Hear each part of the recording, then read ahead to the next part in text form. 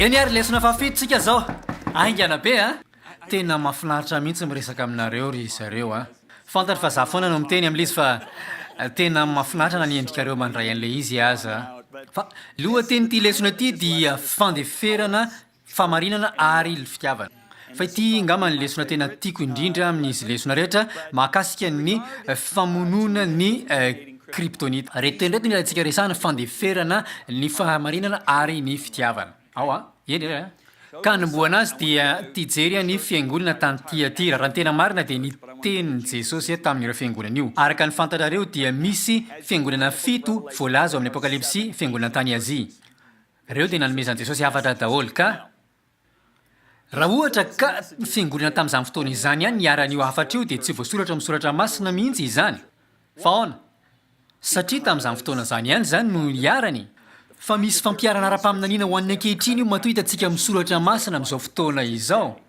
ny zavatra voalohany tiako tondrona dia tsy hoe ny tanàna ny Tiatira io fa ny fiangonana Tiatira no nyresahan'i Jesosy eto ka izao no zavatra lazaiko voalohany ary aloha ataoko hoe miresaka amintsika zany izy amin'izao fotoana izao ok azoko atao zay a no zany ataoko amin'ny fiteny filaza ankehitriny zany le izy a satria miatra zao ndiny fa 7 fantatro ny asanao Jesosy zany no miresaka eto ao a ny fitiavanao sy ny finoanao sy ny fanomponao ary ny faharetanao ary fantatro ny fivoarana be noho ny voalohany maro tsara ary zavatra manaitra be zany inona ny zavatra miala amin'ny asa fanompona voalohany rehefa manomboka amin'ny verin-dalana zany asa fanompona izany ny fitiavana voalohany raha mijery ny fiangonana Efesosy ianao dia zay ny lazainy hoe niala tamin'ny fitiavana voalohany ianao tsy ty fiangonana ty tsy ny fiangonantsika koa fa isika dia ty zavatra mirehatra ny asa fanompontsika mirehatra ny fivorintsika mirehatra ny finoantsika mirehatra ny faharetantsika mirehatra fa alao pikolo izy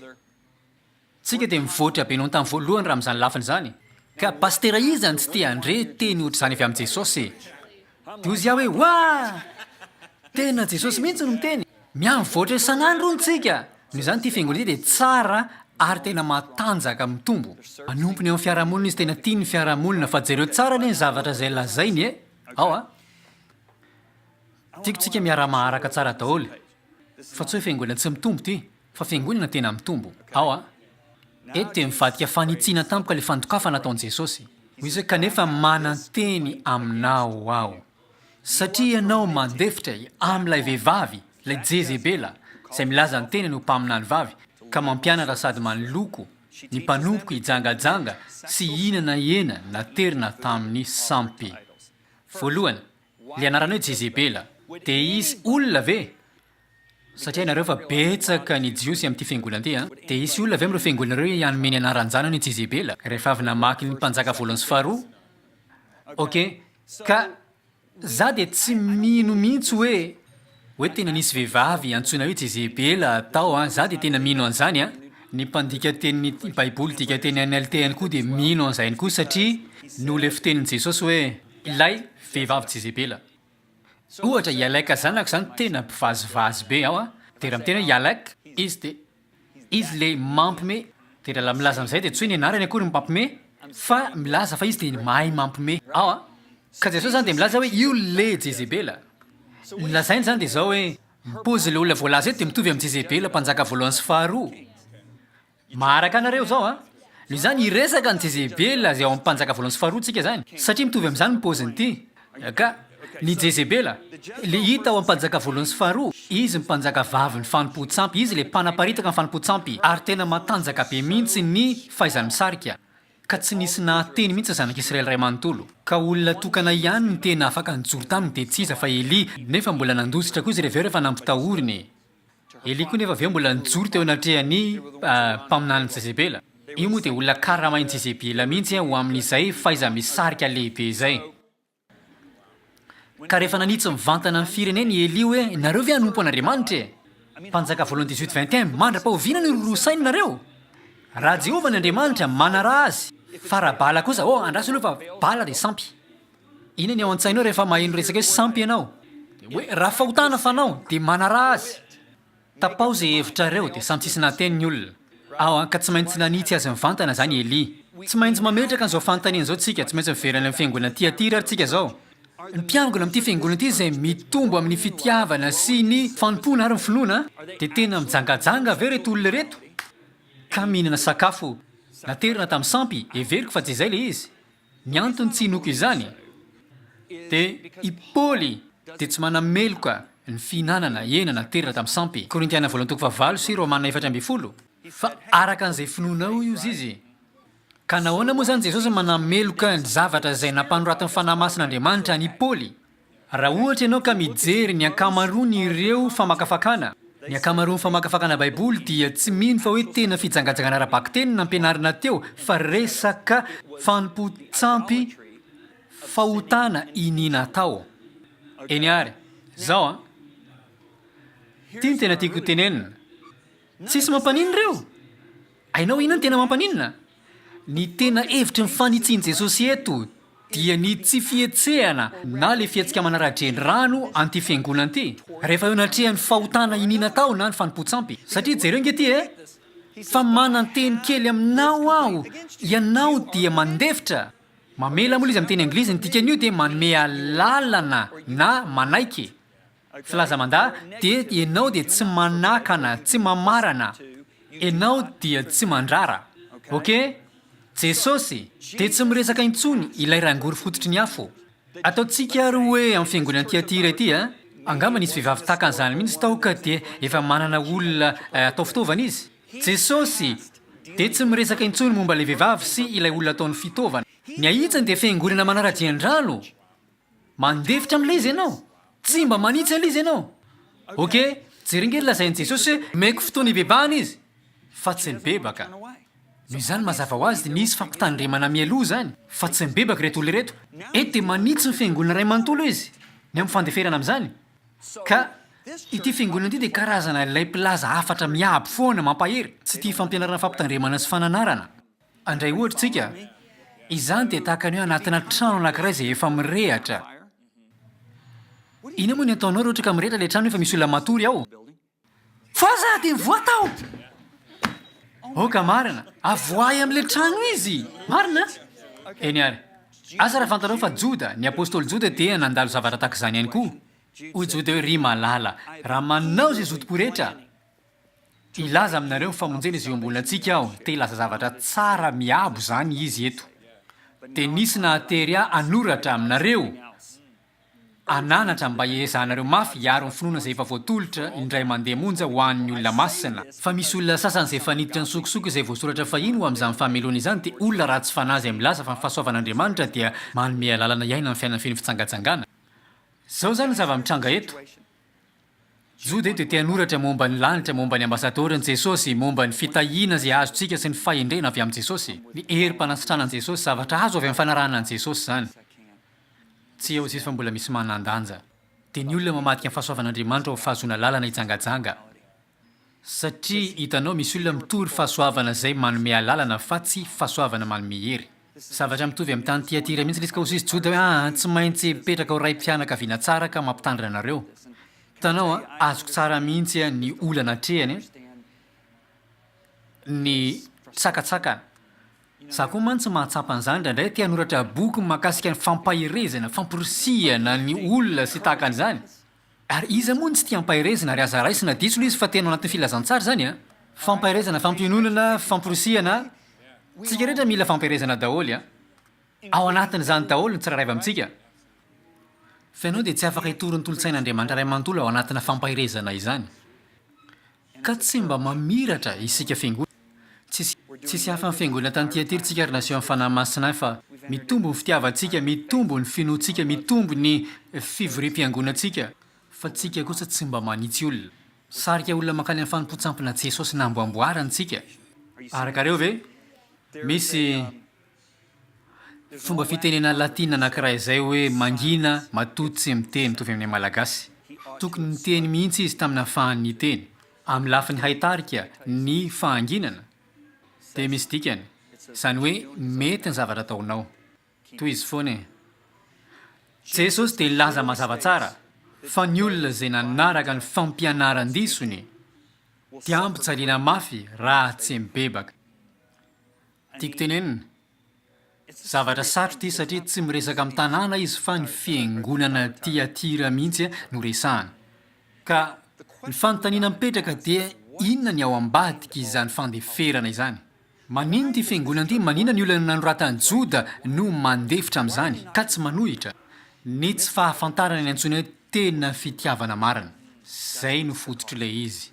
Raha mijery eo ny fiasaina toko faha-efatra somary manaitra izy ty avy amin'ny dikateny NLT Tsy miteny anglisy ve ianao na mahalala olona tsy miteny anglisy nefa mbola mila fampianarana hafa avy amin'ny John sy Liza Bevere? Mankanesa ary ao amin'ny cloudlibrary.org ary ao mivantana ary ataovy download ao ny karazana fampianarana. Safidio fotsiny ny fitem-pirenenao. Safidio izay fomba tianao hakana ny fampianarana. E-book, afatra amin'ny vidéo, audiobooks fampianarana, mpandaharana fahitalavitra, baiboly sy maro hafa. Tsy dio ary ny cloudlibrary.org.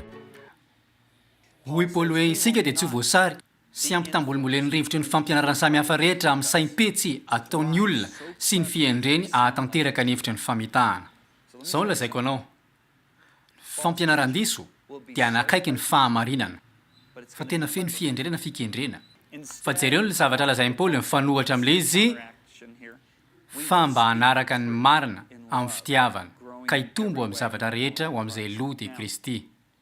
Fampianaran-diso dia mety hifangaro amin'ny fahamarinana. Ary ny hery enti-miady amin'izany dia fitenenana ny marina, tsy fitenenana marina fotsiny fa amin'ny fitiavana. Raha ny marina fotsiny lazainao dia mifarana amin'ny fanaran-dalàna ianao. Raha ny fitiavana fotsiny indray lazainao dia ao any amin'ny adalàna ianao. Fa raha milaza ny fahamarinana amin'ny fitiavana ianao dia anana ilay fiarovana izay tena tokony hiaro antsika. Izay mahatonga amin'ny Paoly nilaza ny Korintianina hoe toa arakaraka ny itiavako anareo vao maika tsy itiavanareo satria ny Korintianina tsy tia handre fantsiana. Tsy tian'ilay izy fa ny antiany ireo dia teny feno fampaherezana. Andao tsika andeha amin'ny fahamarinana. Vakiako avy ato anaty notiko ty teny ty isika dia mivily mankany amin'ny fialantsiny amin'ny tsy fitenenana amin'ny fahamarinana satria everitsika ho tsy misy ilay fitiavana izay tena antenaitsika mafy izany.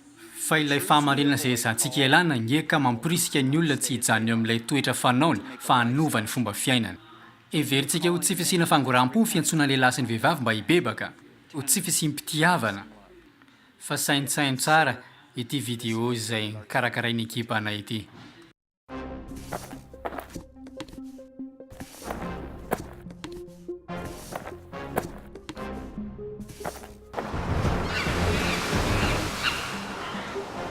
Oh là, jereo oui, c'est un des salons. Aiza? Oui, Tiako ilay karazany. tsara be. Ie, sady mety hisy amin'ilay tsara io. Aiza, Tena métis mahagaga ve? mihitsy. Ie. Tsy izy kosa io e. Tena izy io ka. Ouais, fangatsy raha sily avy ana-tanàna ry e. Ie, izy io. Inona koa ny ataon'io aty? Mba ohatran'olona rehetra mitazatazana izy ko. Ouais, fangamotsy jamba raha sily.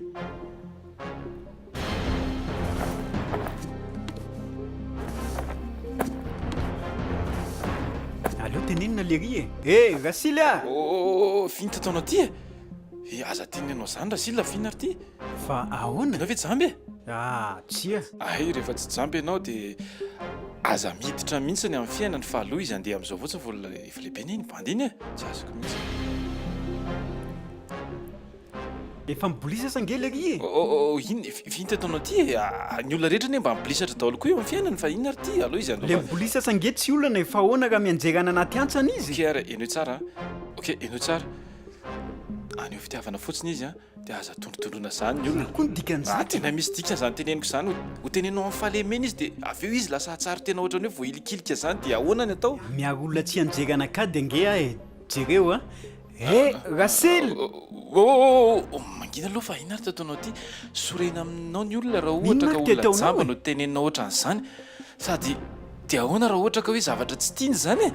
Tenenao amin'ny zavatra tsy tiany izy dia Mateo angejy Rasily. Rasily! Misy olona ka zany? Ina vavaolo ty sarina ihany ty Ore olona. manginao mangina fa olo vava ve ina ary ty Fikele. Ampiva very aho e. tsy diso lalana ve za zany tena mety very angamba le rity a tena aloha pahireziny le ry are ie mahafinaritra rasily a tena mety tsara io lalanao io tena miendrim-piderana mihitsy ianao tena mety rasily a tsara ho a toizy hoe toizy fana sotra betsaka e ay tsy diso lalana jereo fa afaka io mena fitiavana fotsiny de fa mety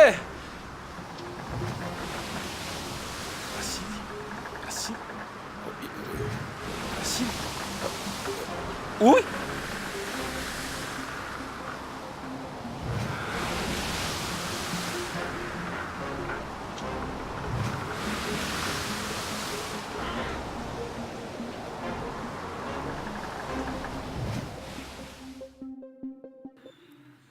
manaitra mihitsy izy iny a andaonko eo jerentsika hoe taky ny ahoana ny fiasan'izany ankehitriny eny ary jamba zany le raha namana ray ity efa amorotevana izy efa akaiky ho faty ka ny tena malina ny aja dia hoe izay ampahazo aina an'ity jamba ty mandra-pahafatiny raha ny ampiangonantsika ka izay hafatra tena mampahery sy mananganangana ihany malina antsika dia hoe tena mba niandrim-piainanao sisa tena mahafinaritra be akafizo ny fiainanao e ahita olona jamba be dehibe miafarany amin'ny tevantsika raha ny zavatra ataontsika amin'izay dia hoe atao izay hahafinaritra ny olona mandra-pahatonga azy ho faty fa rehefa dinihana dia tsy tena tian'ireo olona ireo tsika ka ny mampalahelo dia rehefa tena tonga amin'izay tsika tena tia ny olona maneho fitiavana azy dia ohatrany hoe mitsaratsara zany tsika ohatrany hoe mankahala olona zany tsika raha ny marina nefa manao izay hamonjena azy amin'ny fahafatesany tsika ny antony tsy hanaovantsika izany dia satria ny fitopolo ka hatramin'ny valopolo taona